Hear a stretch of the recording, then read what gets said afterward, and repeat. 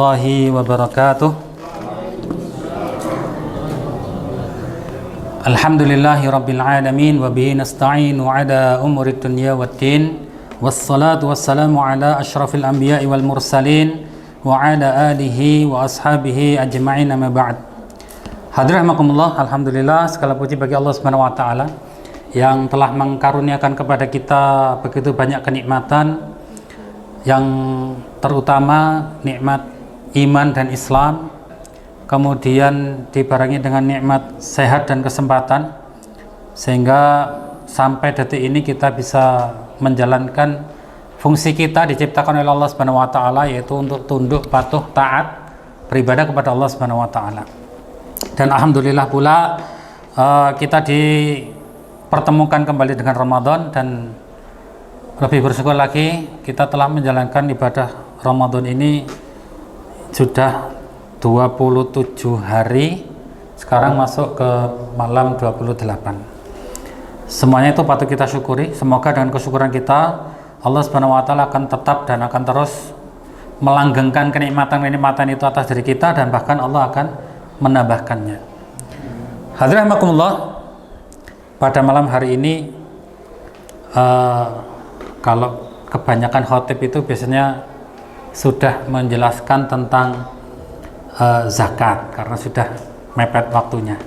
Tetapi kita mau agak santai saja, yaitu saya akan menceritakan sebuah kisah, nggak akan ada hubungannya dengan zakat, insya Allah. Nanti zakat sudah bisa dipelajari di waktu-waktu yang lain, dan mungkin sudah disampaikan oleh para asatidz yang lain. Cerita ini bisa kita temukan di dalam kitab Tanbihul Ghafilin yang ditulis oleh Al-Imam Abu Laits As-Samarqandi, di mana di sini diceritakan Al-Imam Sufyan Ats-Tsauri ketika beliau melaksanakan ibadah haji, beliau menemukan seseorang yang di dalam zikirnya itu tidak henti-hentinya dia bersolawat kepada Nabi Sallallahu Alaihi Wasallam. Apapun, ketika duduk, ketika berdiri, ketika apa saja, selain melakukan ibadah atau mungkin keluar dari kamar mandi, ya, masuk kamar mandi tidak solawat. Itu semuanya zikirnya solawat terus kepada Nabi Sallallahu Alaihi Wasallam. Ditanyakan kepada orang tersebut oleh Al-Imam Sufyan Ats-Tsauri rahimahullah, wahai saudaraku, mengapa engkau meninggalkan ya tasbih, tahmid, tahlil dan zikir-zikir yang lain? Kenapa zikirmu tuh hanya sholawat terus? Kan jadi penasaran ya. Kemudian oleh orang itu dikatakan, sampean sopo? Kok nanya-nanya? Seandainya sampean ini bukan orang asing, nggak akan tanya. Orang ini tidak tahu bahwasanya ternyata beliau menjawab, saya adalah Sufyan Ats-Tsauri. Ya, zaman dulu mungkin nggak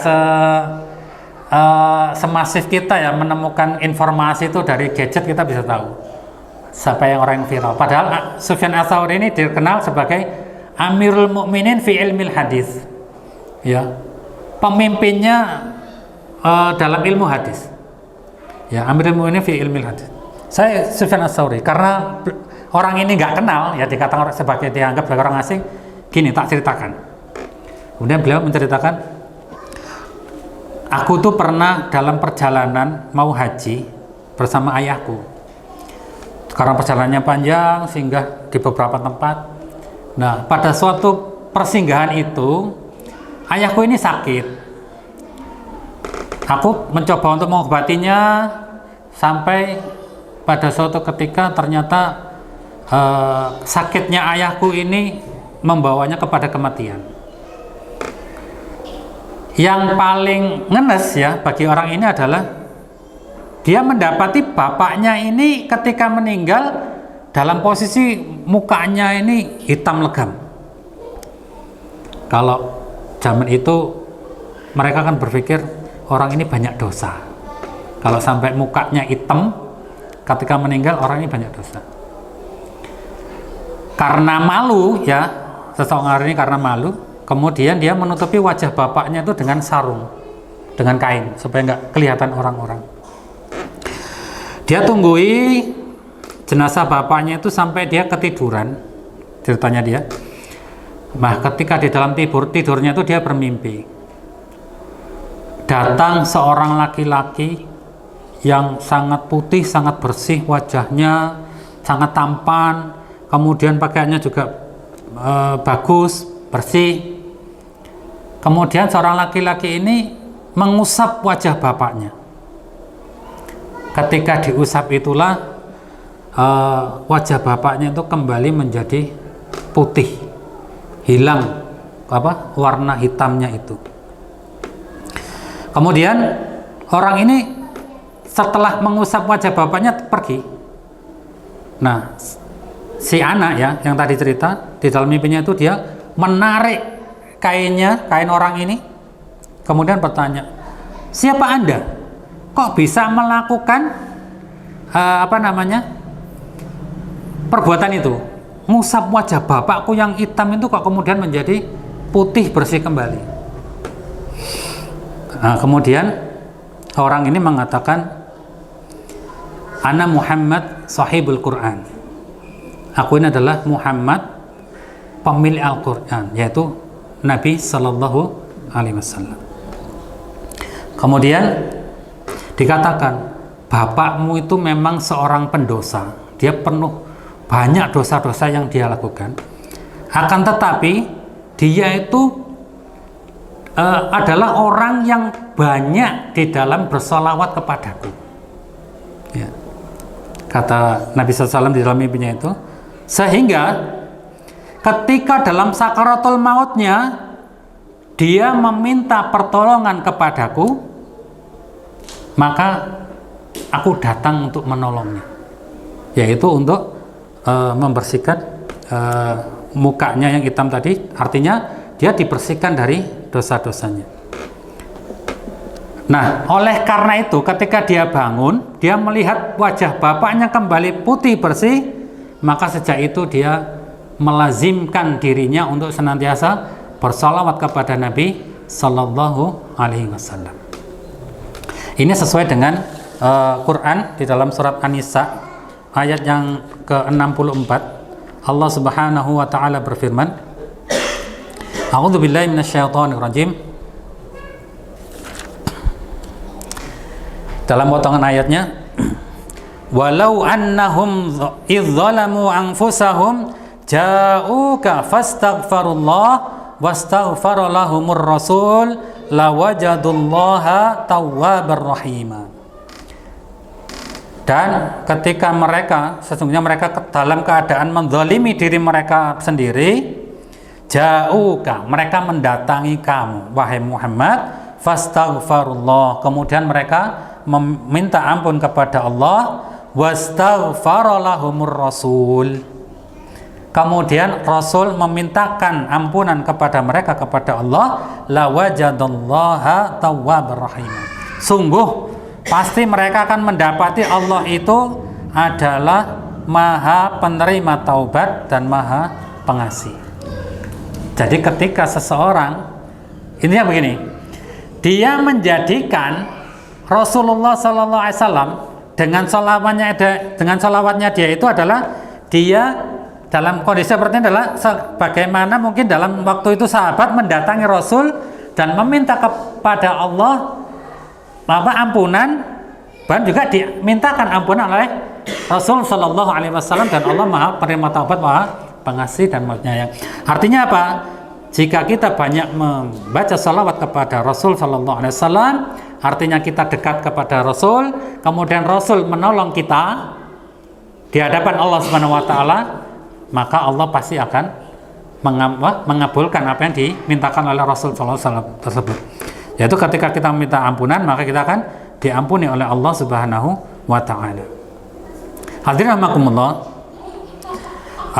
seorang ulama, Syekh Ali Jum'ah, beliau dulu mantan mufti Mesir ya, di Al-Azhar. Beliau itu menulis dalam kitab beliau At-Thariq Ilallah, jalan menuju Allah Subhanahu Wa Taala. Itu ada satu amalan, ada satu ibadah yang pasti akan diterima oleh Allah Subhanahu wa taala meskipun yang melakukannya adalah orang fasik sekalipun. Orang banyak dosa, mungkin dia pencuri atau mungkin dia melakukan kemaksiatan lah. Selama dia seorang mukmin, ketika dia melakukan ibadah itu, maka Allah akan menerima ibadah itu. Padahal kita tahu, hadirin rahimakumullah, ibadah itu, ya kata beliau, ibadah manusia itu baina qabul warad. Ibadah kita sebagai manusia itu antara diterima atau tidak diterima. Kita nggak pernah tahu.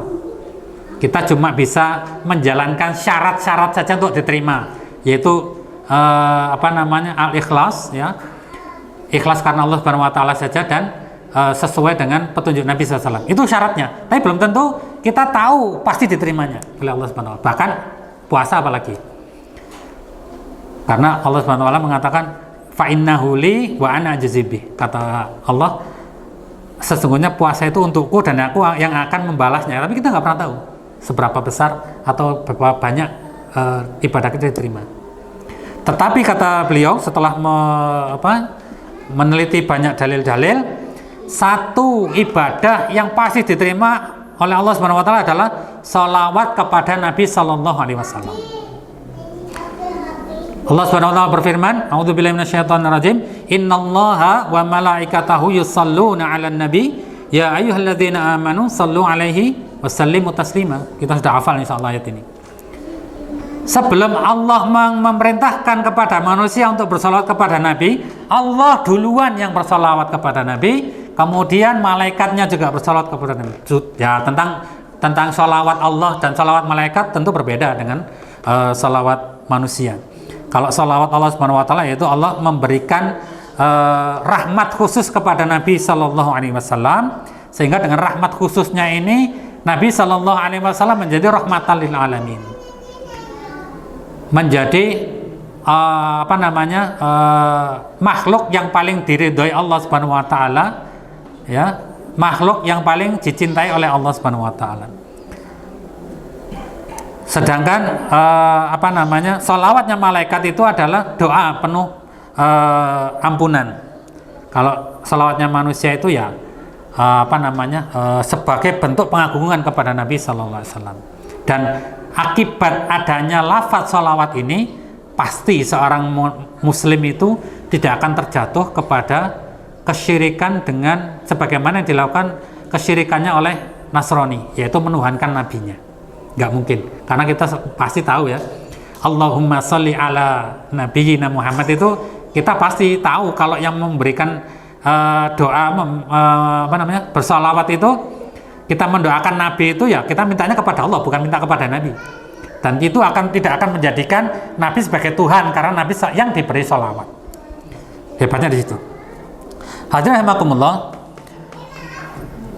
di antara fadilah sholawat itu, kenapa pasti diterima oleh Allah Subhanahu wa taala, dijelaskan oleh Syekh Ali Jum'ah, yaitu sholawat itu adalah ibadah yang berkaitan langsung dengan kekasih Allah Subhanahu wa taala yang mulia. Ya, dimuliakan karena tadi Allah Subhanahu wa taala yang memberikan rahmat khusus dengan bersalawat kepadanya dahulu sebelum memerintahkan makhluknya manusia untuk bersalawat kepada Nabi sallallahu alaihi wasallam. Kemudian salawat itu bisa menghapus dosa. Di dalam kitab Afdhalus Salawat yang ditulis oleh Syekh Yusuf Ibni Ismail An-Nabahani, bila menjelaskan pula di antara fadilahnya salawat yaitu memudahkan terpenuhnya hajat, menghilangkan kesedihan, kegelisahan, menambah rezeki, dan memudahkan hal-hal yang rumit. Jadi banyak sekali fadilah-fadilah salawat. Oleh karena itu, kalau kita mungkin dalam suatu kondisi kita tidak bisa berdoa dengan menyebutkan hajat-hajat kita kepada Allah Subhanahu wa taala, maka cukuplah dengan memperbanyak sholawat. Karena dengan sholawat itulah akan memudahkan kita mendapatkan hajat yang kita inginkan, menghilangkan kesedihan, kegelisahan, dan terpenuhnya segala keinginan. Hadirin rahimakumullah, semoga yang sedikit ini bisa bermanfaat buat saya pribadi dan kepada para hadirin semuanya.